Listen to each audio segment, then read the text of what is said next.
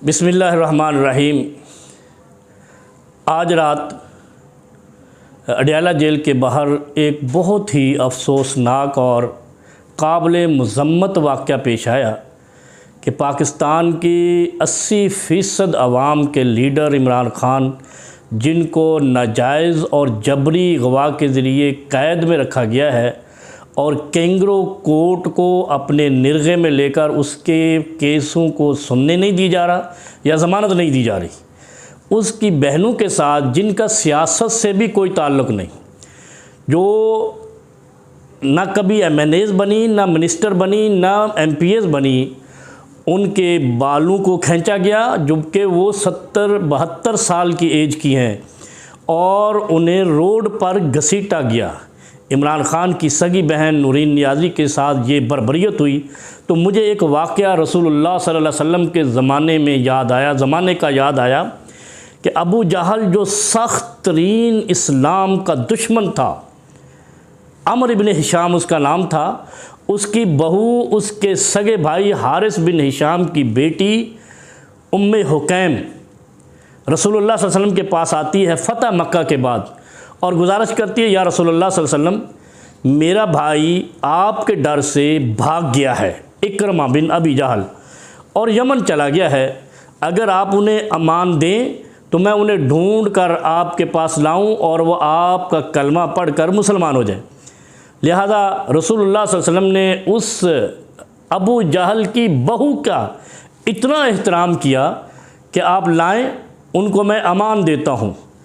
लिहाजा वो गई और इकरमा बिन अबी जहल को लाई। इकरमा बिन अबी जहल ने कलमा पढ़ा और फिर इस्लाम के लिए अपनी खिदमत देते हुए शहीद हो गए। कहने का मकसद यह है कि औरत का मकाम तारीख़ इंसानी में, क्रिश्चियन हूँ मुसलमान हूँ, बराबर रहा है। और वैसे भी हमारे नबी सल्लल्लाहु अलैहि वसल्लम का हुक्म है कि जब आप अपने दुश्मन यानी गैर मुस्लिम से भी जंग करो तो उनकी औरतों का, उनके बच्चों का, उनके बुज़ुर्गों का एहतराम रखना है, उनको जंगों का शरीके कार नहीं समझना है। अब आप देखें कि इमरान ख़ान साहब की बहनें, पहली बात तो है सियासत में नहीं है, दूसरी बात है कि क्या बहन का हक़ नहीं है कि वो भाई से कैद में मिले? यहाँ कितने लोग रोज़ाना की बुनियाद पर रिश्तेदार अपने भाइयों से, अपने कैदियों से, अपने रिश्तेदारों से मिलने जाते हैं जेलों में और मुलाकातें होती हैं। ये बर्बरियत तारीख़ इंसानी में कभी नहीं हुई। इस्लामी तारीख़ में मैंने एक आलिम का बयान सुना, PTI से ताल्लुक़ रखते हैं, उन्होंने कहा जी यजीद ने हाथ डाला। और मेरे भाई, यजीद तो करबला आया ही नहीं, यजीद ने कहाँ का आंचल छीने, यजीद ने कहाँ वो बालों को हाथ डाला? ये आप इस्लाम के अंदर ये साबित करना चाहते हैं?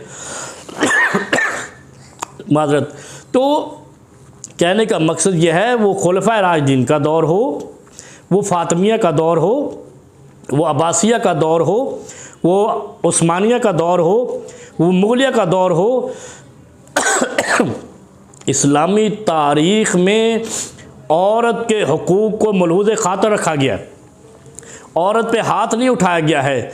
मैं अशराफिया मुक़तदरा से गुजारिश करता हूँ, आप किस अखलाक बाख्तगी की तरफ पाकिस्तानी मुआशरे को लेके जा रहे हैं? क्या आपने ता क़यामत हशर के कायम होने तक इक़्तिदार लिखवा लिया है? बहुत जल्द आपका इक़्तिदार ख़त्म होना है और हो जाएगा इंशाअल्लाह। बड़े बड़े सूरमा जो कहते थे हमारा कभी ज़वाल नहीं होगा, और उसके 6 महीने में ज़वाल हो गया। यजीद ने जब जुल्म किया 6 महीने ज़िंदा नहीं रहा। इसलिए मैं आपसे गुजारिश करता हूँ कि इस बर्बरियत की तरफ न जाएं कि आने वाली नस्लें कभी तुम्हें माफ़ न करें। मैं मज़म्मत भी करता हूँ, शदीद अल्फाज में करता हूँ, और इसको काबिल अफसोस वाक़या कहता हूँ, और इस जुल्म करने वालों को अल्लाह की दी गई मौत से डराता हूँ। इसलिए कि नबी अलैहिस्सलाम ने फरमाया, इज़ा लम तस्तही फसना मा शिता, जब तू बेहया हो जाए तो जो करता फिरे, जो मर्ज़ी तेरा दिल करे कर। इसलिए कि जब इंसान अखलाक बाख्ता या बेहया हो जाता है फिर अल्लाह की तरफ से उस पर मौत मुकर्रर हो जाती है, और थोड़े अरसे बाद उन लोगों से अल्लाह धरती को साफ़ कर लेता है।